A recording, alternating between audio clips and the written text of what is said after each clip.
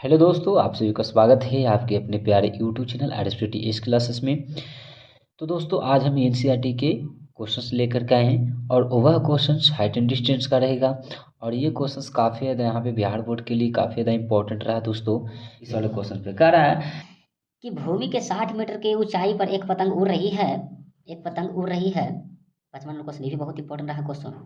Question हो सकता है कि इस पर रिपीट न कर दे। भूमि से 60 डिग्री मीटर 60 मीटर की ऊंचाई पर एक पतंग उड़ रहा है। ठीक है। पतंग के लगे डोर अस्थायी रूप से भूमि के साथ बिंदु से बांध दिया गया है। भूमि के साथ डोरी का झुकाव 60 डिग्री है, यह मानकर कि डोरी में कोई ढील नहीं है।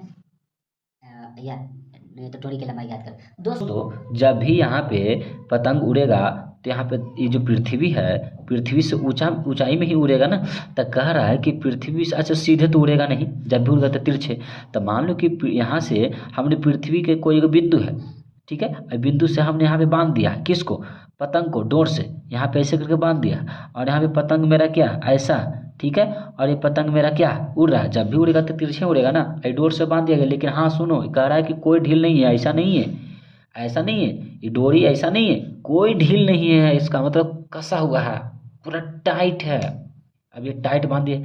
लेकिन कह रहा है कि जो ऊंचाई है ना, ये जो ऊंचाई है ना, कितना मीटर की ऊंचाई पे है दोस्तों, 60 मीटर की ऊंचाई पे है। तो सोचो, ये जब ऊंचाई मैंने जैसे ही किया, आइडोर की लंबाई लिया और पृथ्वी जब लिया धरती, तब बताओ ना एक ट्रायंगल्स बन गया कि नहीं बन गया। देखो ना, ये ट्रायंगल्स बन गया, समकोण ट्रायंगल्स बन गया।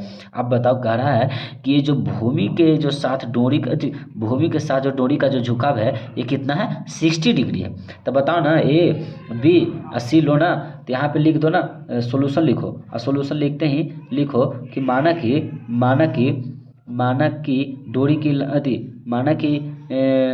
डोरी की लंबाई डोरी की लंबाई लंबाई कितना एसी एसी है।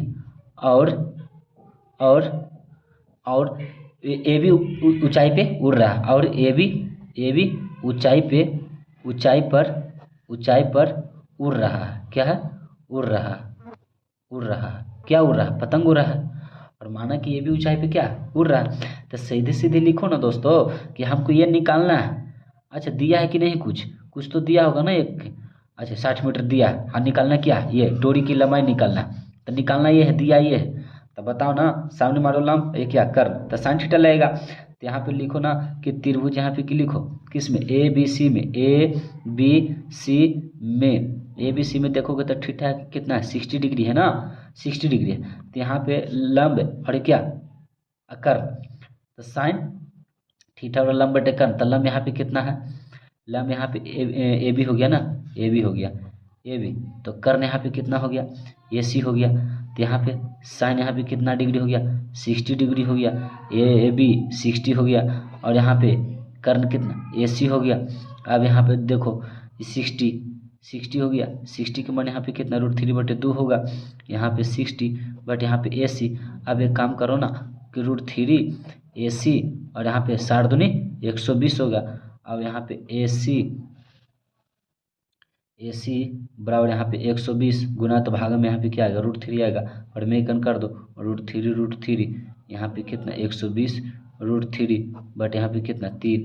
तो यहाँ पे 3 चौका 12, 40 √3 क्या हुआ, मीटर हुआ। इसका मतलब कि यहाँ पे जब भले 60 मीटर के ऊंचाई पे उड़ रहा है पतंग, लेकिन इसका जो डोरी का लंबाई है ना, जो 40 √3 रहा होगा।